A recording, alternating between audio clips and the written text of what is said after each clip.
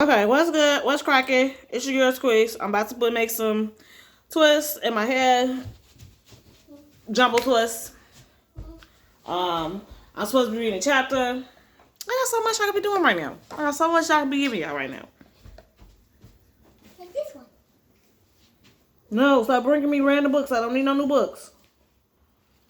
But this is the same book that we just started.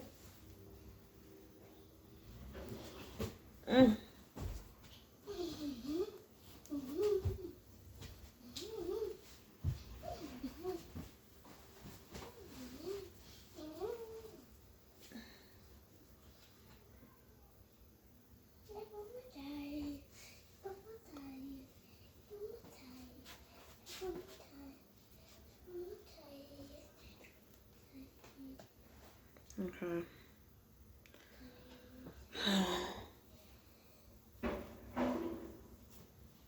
Yes, universe. There was nothing going on outside before. Nothing. But now there is. But now? There is. There is.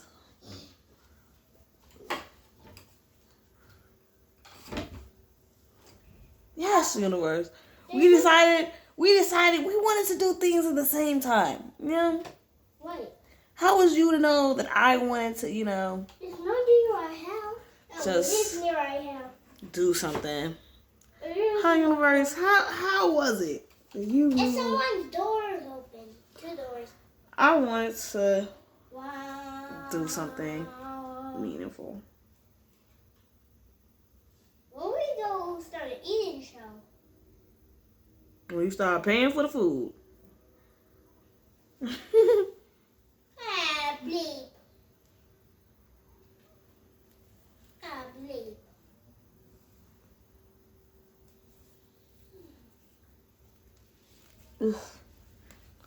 I am bald headed, y'all. Bald headed in a mug. What? Ain't got no hair in the back. I didn't know that.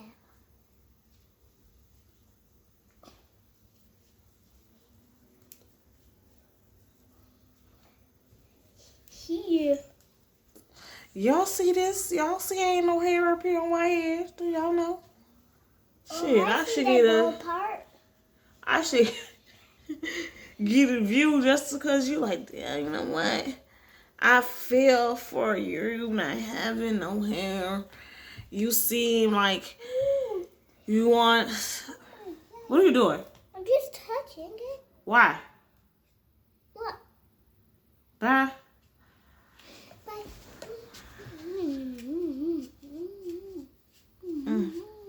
And now you know it just don't want to be here. It just want to stick everywhere. And ain't no lining. Can't be a dude.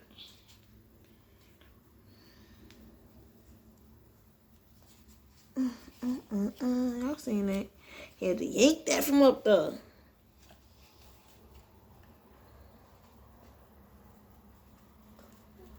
Ooh.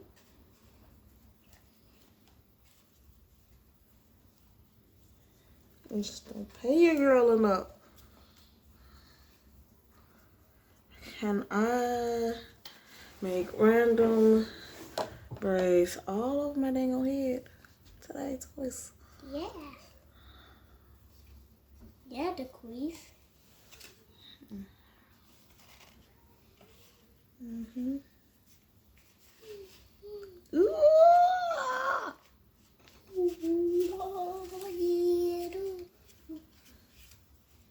I bet you, really? Yes.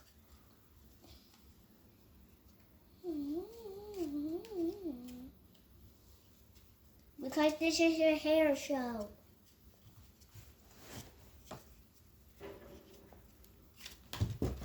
I don't know why I don't never plug my mic in so I get some good ass sound in this bitch, but the universe be playing with me on the low.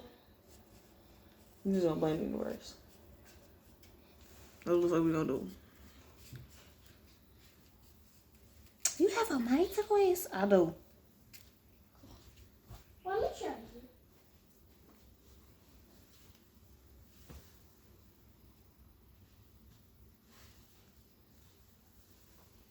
We don't have it right now because we lost it. No, we didn't. Okay. Just because you don't know what it is, don't lie and say it's lost.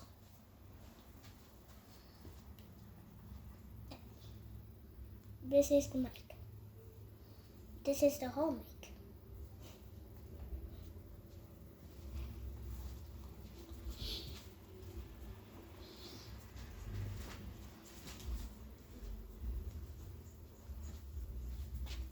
This I actually do feel good. You're like, bitch, that's your hair. What the fuck you mean it feel good? It feels so soft right now. It doesn't feel nappy. Because it's your hair. But normally it feels nappy.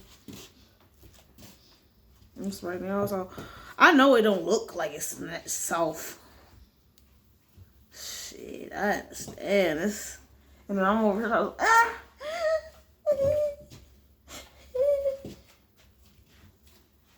like I'm torturing my damn self. Nobody's supposed to be here. He caught the bus. And you know I'm the real mommy. I'm the real mommy. I'm the real mommy. I know. I'm the real mommy. Mom. You can just use this one in a minute. No. It'll be a little old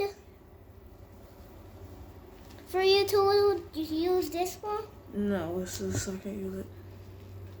Because whose is it? It's broke. You see that? Stop talking.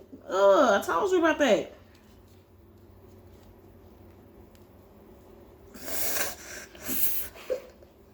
You're like, are you in that much pain? Yes. That part.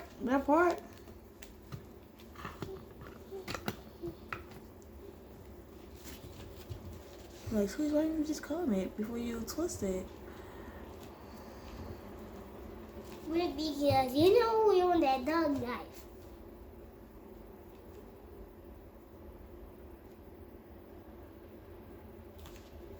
Look.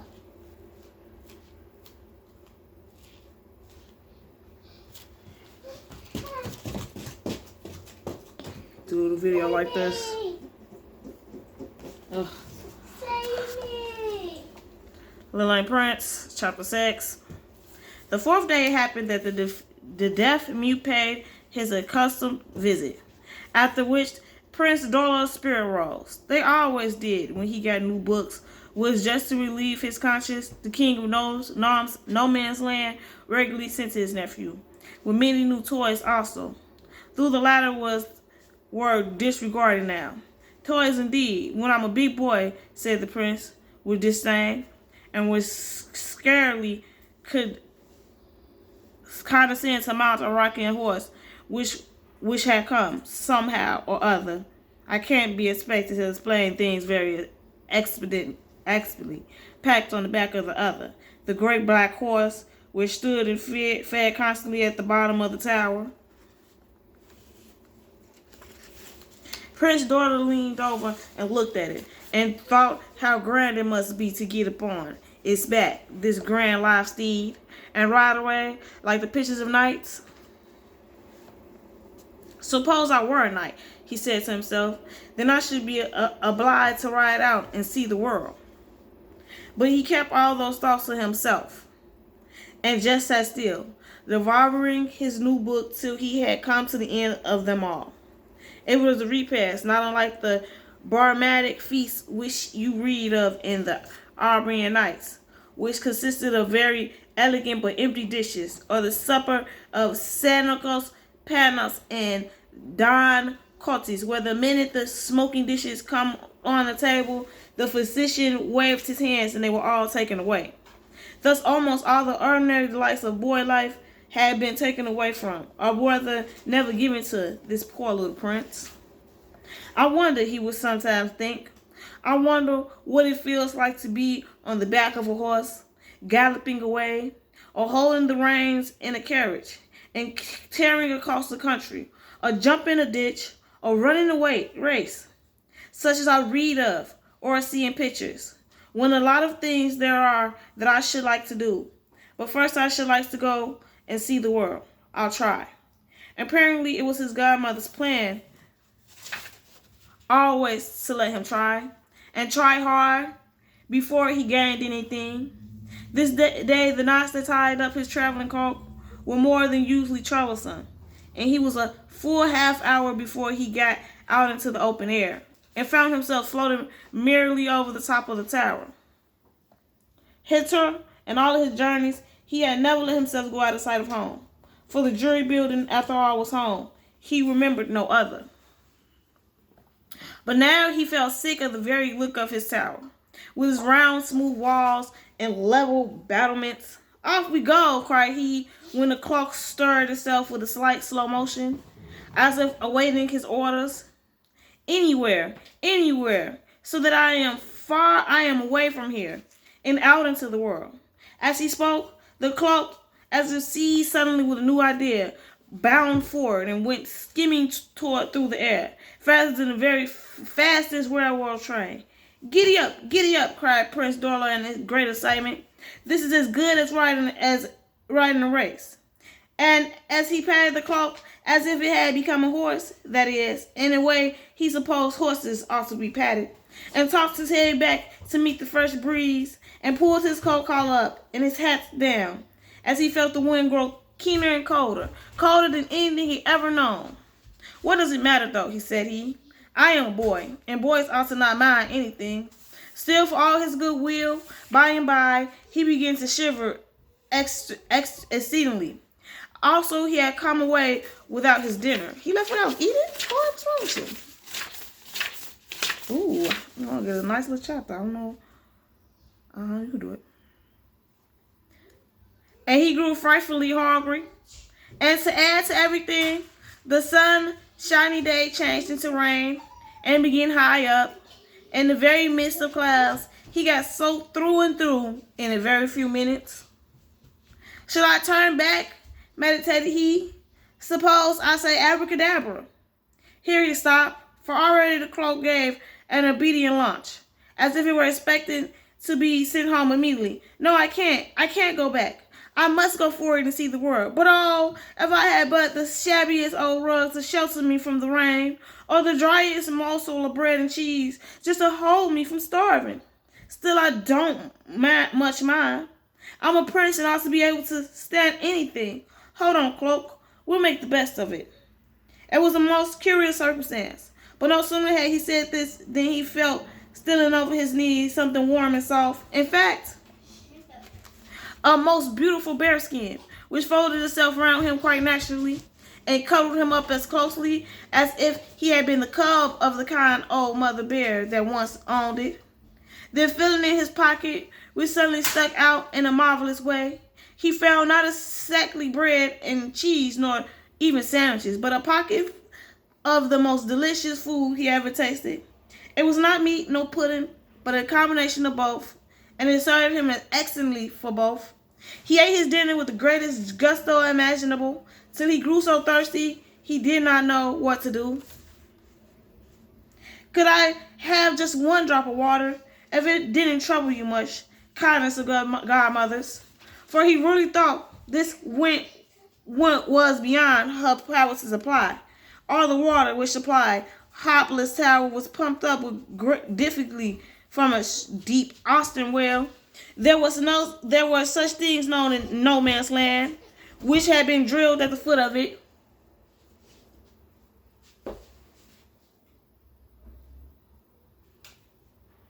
But around for miles upon miles. Where you going? What you doing? You doing too much walking around. You see me doing something. The desolate plain was perfectly dry, and above it, high in the air, how could he expect to find a well, or to get even a drop of water? He forgot one thing, the rain. While he spoke, it came on in another wild burst, as if the clouds had poured themselves out in a passion of crying, waiting him certainly, but leaving behind, in a large glass vessel, which he had never noticed before, enough water to quench the thirst of 2 or 3 boys at least. And it was so fresh, so pure, as water from the clouds always is, when it does not catch the soot from the city chimneys and other defilements, that he drank it every drop with the greatest delight and content. Also, as soon as it was empty, the rain filled it again, so that he was able to wash his face and hands and to refresh himself exceedingly. Then the sun came out and dried him in no time. After that, he curled himself up under the bearskin rug, and though he determined to be the most wide-awake boy imaginable, being so snug and warm and comfortable, Prince Darla condescended to shut his eyes just for 1 minute. The next minute, he was sound asleep. When he awoke, he found himself floating over a country quite unlike anything he had ever seen before. Yet it was nothing but what most of you children see every day and never notice it. A pretty country landscape like England, Scotland, America. Really? You really finna cut that on right now? And mess up my whole video. Right. Yet it was nothing but like England, Scotland, America, or any other land you choose to name. It had no particular features. Nothing in it was grand or lovely. It was simply pretty. Nothing more. Yet to Prince Darla, who had never gone beyond his lonely tower and level plain, I still hit. It's not the universe that only want to fuck with me when I'm trying to make a YouTube video. My child also want to fuck with me when I want to make a YouTube video. When I'm not making YouTube videos, he all up on me. But the minute I start making YouTube videos, he wanted to make all types of fucking noise.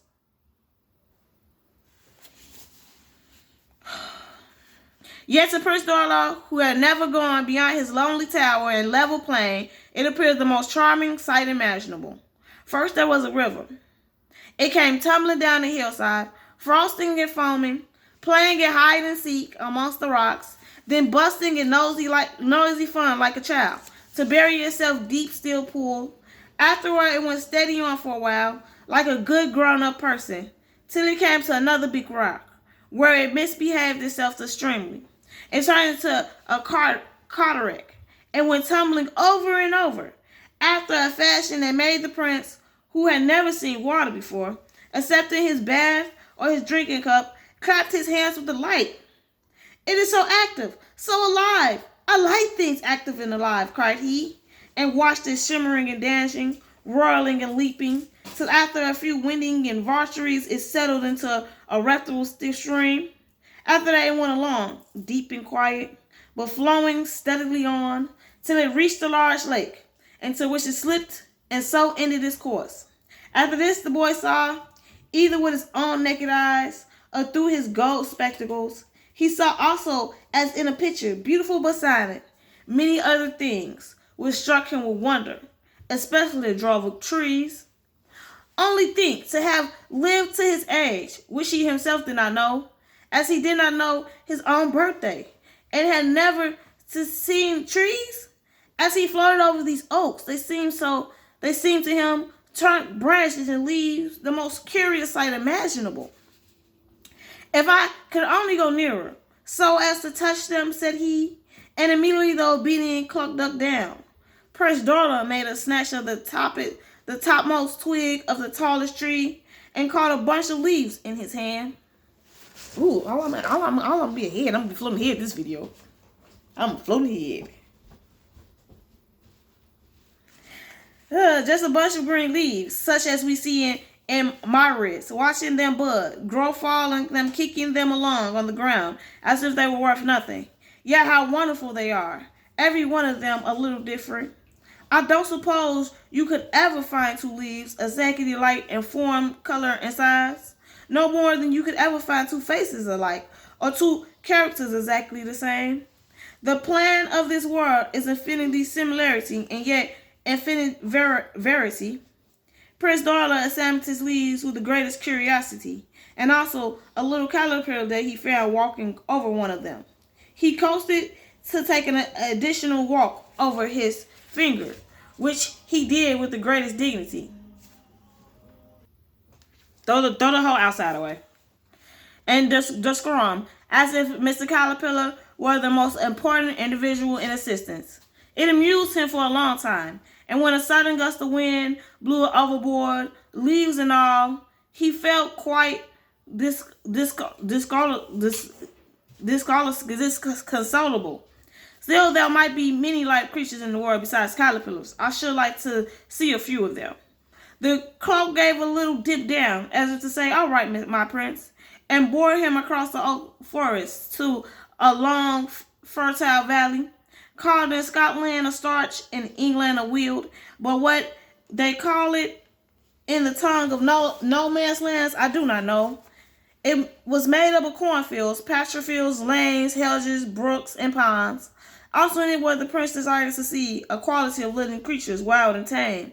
Cows and horses, lambs and sheep feed in the meadows. Pigs and fallows walked among about the farmyard, and on lonelier places herded squirrels, rabbits burrowed, and peasants in porridge, which many other smaller birds inhabit the fields and woods. Through his wonderful spectacles, the prince could see everything. But as I said, it was a silent picture. He was too high up to catch anything except a faint murmur, which only aroused his anxiety to hear more. I have as good as 2 pairs of eyes, he thought. I wonder if my godmother would give me a second pair of ears. Secretly, had he spoken, then he found lying on his lap the most curious little parcel, all done up in silvery paper, and it contained, what do you think? Actually a pair of silver ears, which when he turned them on, fitted so exactly over his own that he hardly felt them, except for the difference they made in his hearing. There is something which we listen to daily and never notice. I mean the sounds of the visible world, animate and inanimate. Winds blowing, water flowing, trees stirring, insects whirring. Dear me, I am quite unconsciously writing rhyme, with the very cries of birds and beasts, lowing when cattle, bleating sheep, grunting pigs, and cackling hens, all to infinite discourse that somehow or other make a beautiful harmony. We hear this and are so accustomed to it that we think nothing of it. But Prince Dorla, who had lived all his days in the dead silence of hopeless tower, heard it for the first time, and oh, if you had seen his face. Oh, he was happy. He listened, as if he could never have done listening, and he looked and looked, as if he could not glaze enough. Above all, the motion of the animals delighted him. Cows walking, horses galloping, little lambs and cows running races across the meadows were such a sight for him to watch. He that was always so quiet, but these creatures having 4 legs and he only 2, the difference did not strike him painfully. Still by and by, after the fashion of children, and I fear of many big people too, he began to want something more than he had, something fresh and new. Godmother, he said, having now begun to believe that whether he saw her or not, he could always speak to her with full confidence that she would hear him. Godmother, all these creatures I like exceedingly, but I should like better to see a creature like myself. Couldn't you show me just one little boy? There was a sigh behind him. It might have been the wind, and the cloak remained so long balanced motionless in air that he was half afraid his godmother had forgotten him, or was offended with him for asking too much. Suddenly a shrill whistle startled him, even though through his silver ears, and looking downward he saw straight up from behind a bush on a common something, neither a sheep nor a horse nor a cow, nothing upon 4 legs. This creature only had 2, but they were long, straight, and strong. And it had a little active body, and a curly head of black hair set up on his shoulders. It was a boy, a shepherd boy, about the prince's own age, but oh, so different. Not that he was an ugly boy, though his face was almost as red as his hands, and his shaggy hair matted like the back of his own sheep. He was rather a nice-looking lad, and seemed so bright and healthy and good-tempered. Jolly would be the word. Only I'm not sure if they have such one in an elegant nature of no man's land. That the little prince watched him with great admiration. Might he come and play with me? I will drop down to the ground to him, or fetch him up to me here. Oh, how nice it would be if I only had a little boy to play with me. But the cloak, usually so obedient to his wishes, disobeyed him now, because he couldn't do that. Let's kidnap the boy. There was evidently some things which his godmother either could not or would not give. The cock stationary, high in air, never attempting to descend. The shepherd lad eventually eventually took it for a large bird, and shading his eyes, looked up at it, making the prince's heart beat fast. However, nothing ensued. The boy turned round with a long, loud whistle, sleeping his usual and only way of expressing his feelings. He could not make the thing out exactly. It was a rather mysterious affair, but it did not trouble him much. He was not an examining boy. Distressing himself, for he had been evidently half asleep, he began flopping his shoulders with his arms to awake and warm himself, while his dog, a rough collie, who had been guarding the sheep meanwhile, began to jump upon him, barking with delight. "Down, Snap, down! Stop that or I'll trash you," the prince heard him say, through with such a rough, hard voice and a queer pronouncing that it was difficult to make the words out. "Hello, let's warm ourselves by a race." So we're going to let them race on out here. I'm going to finish my video and the rest of this in the next one. And that'll be my 2 videos for today. And I might be able to finish the text. So leave a like. Not in this video. I'm not going in that video with that. In the next one.